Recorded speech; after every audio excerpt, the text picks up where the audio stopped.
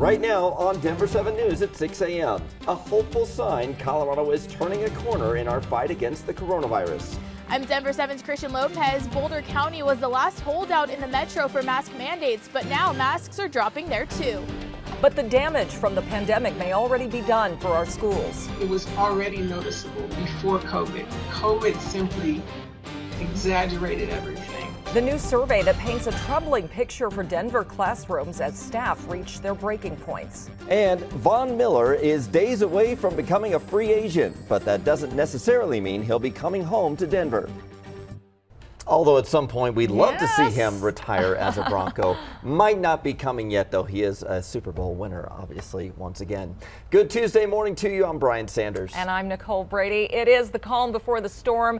The weather's going to be nice today, but we'll shift tomorrow. Lisa is joining us. And Lisa, we're talking several inches of snow as this forecast gets updated here. It looks like it's going to be a bit more than we were anticipating even yesterday, about 3 to 6 inches in store for Denver. We'll take a closer look at some of those totals coming up. Let's get you out the door, though, on this pretty mild Tuesday. You can see the increase in clouds that we're seeing ahead of this next storm, so there's going to be some high cloud cover early on for the drive, and we'll see a mix of sun and clouds throughout the day. Warm, though, like yesterday, we're going to be in the mid to even upper 40s as early as 10 o'clock, low 50s by 11, and then hitting highs once again right around 60 degrees, so we're well above normal. Typically mid 40s here in mid-February.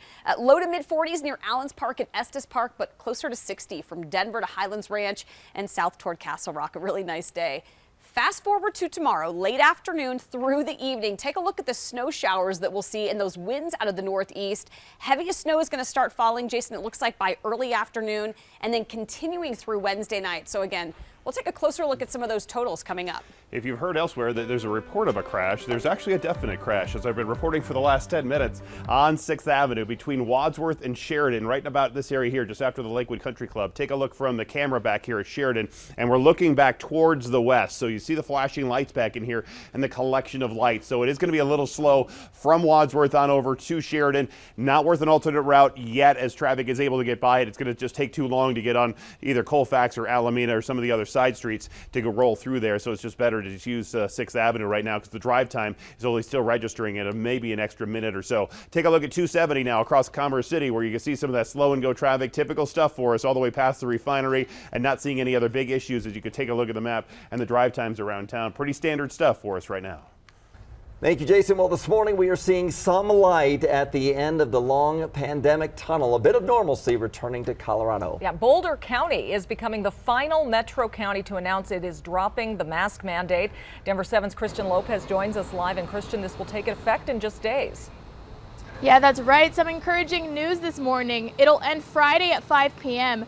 And this comes as cases continue to drop and vaccination rates in that area are at around 70%. Boulder County residents will no longer have to wear face coverings in indoor public spaces. Schools will also not be requiring them. Health officials were torn on whether or not to require them for kids under 5 in child care facilities since they're not yet able to get vaccinated, but they decided to end the mandate for them too to prevent any confusion among the children. But ahead of the decision, some parents did question if now was the right time. I would like for them to ease up on the restrictions. I think we're just over the Omicron hump, and I think it's potentially going to give us another huge setback. And working as an ICU nurse during this entire pandemic and seeing the death and devastation that it's caused, it just seems like a risky move. Other counties are also rolling back on their masking rules. Pitkin County's mask mandate will end on Tuesday after President's Day, and in Denver it expired earlier this month, and kids won't have to wear them in classrooms after the 25th. I'm Christian Lopez, Denver 7. Thank you, Christian.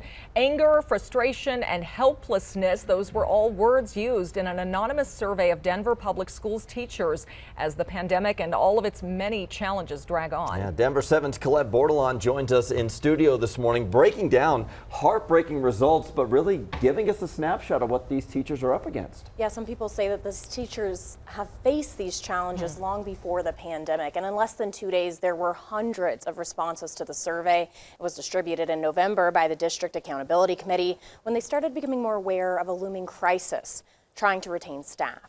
The committee says the results show educators are drowning at work, dealing with too much paperwork, too many meetings, not enough teaching. Some of the results were published without the names of the people who submitted them, saying things like we're all exhausted or there's not enough time to lesson plan.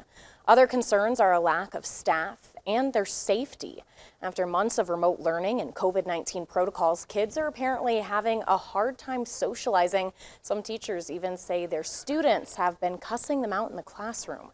Those with the committee say teachers need to support the community now to give them some hope.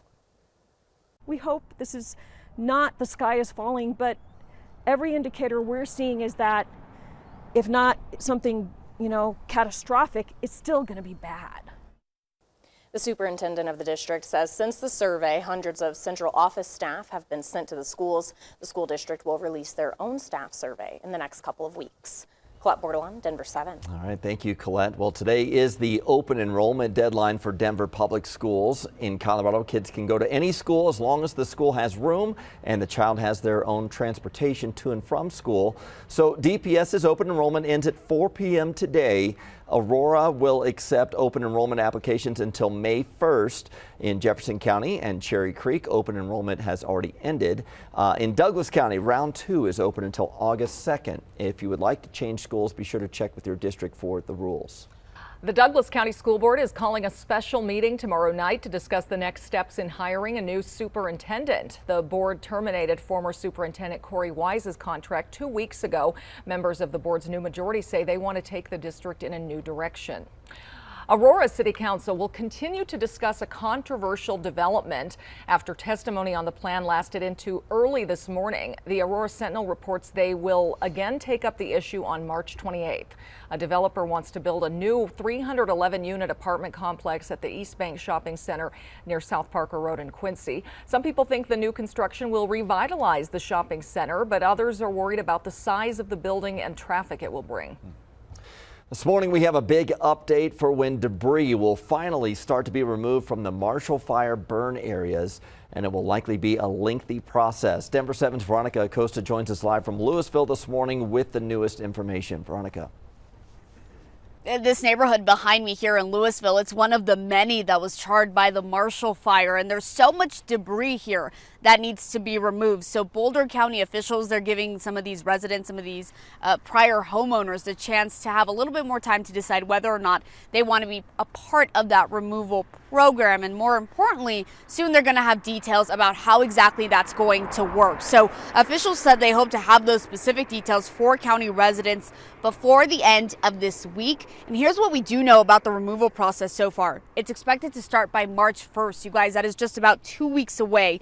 The cleanup process is expected to end by July 1st. Of course, that's barring any weather delays. The contract was awarded to Louisiana-based DRC Emergency Services. This company was just one of the 11 that offered cleanup proposals. It has done several other removal projects in the past. References stated it had done a, quote, excellent job there. Now, to have debris removed, Marshall Fire victims do have to fill out that right of entry form.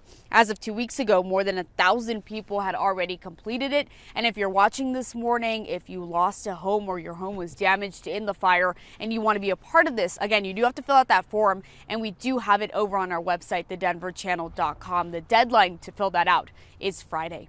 We're in Louisville this morning. I'm Veronica Acosta, Denver 7. Yeah, right now just tough to look at. Just kind of a reminder, a painful reminder of what happened there.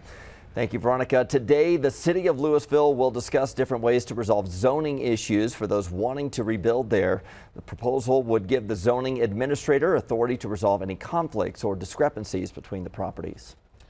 Well, we got to watch him win a second Super Bowl ring, but now all of Broncos country is wondering, will Von Miller possibly come back to Denver? It's a possibility, I guess. Von's contract expires in March, and that will make him a free agent. The NFL Network reports he plans to fully explore his options. He turns 33 next month, but that also likely means he won't get the same $19 million a year deal he got last time. Free agency will start March 16th. Lisa. Do you need another $19 million? Once you get I think he got another ring. He can come back and help us back out. Low 30s here at about 7 o'clock on your dog walking forecast. We're going to be close to 60 again this afternoon. Another very mild day. Tomorrow it's going to be a lot colder. Snow will be on the ground. We'll take a closer look at the timing of tomorrow's storm coming up. He can consider it a donation to charity, and the Broncos are his charity. Right now, the drive over on 6th Avenue is still a little slow with a crash. You can see the flashing lights back here between Wadsworth and Sheridan, so just an extra minute or two. Not worth an alternate route right now. We'll take a look at the drive times coming up. Some of the companies that make your favorite outdoor gear are threatening to boycott if a major event leaves Denver. And caring Coloradans helped make sure this pup up for adoption felt the love on Valentine's Day.